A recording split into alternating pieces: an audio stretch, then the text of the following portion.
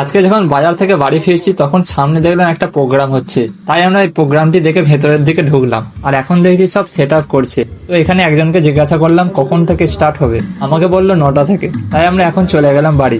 এরপর 9টার সময় এসে দেখছি প্রোগ্রাম স্টার্ট হয়ে গেছে। আর এখানে দুজন সিঙ্গারও এসেছে, একজনকার নাম হচ্ছে পায়েল আর আরেকজন হচ্ছে পাপ্পু সিং। বাট আমি এই পাপ্পু সিংকেই চিনি।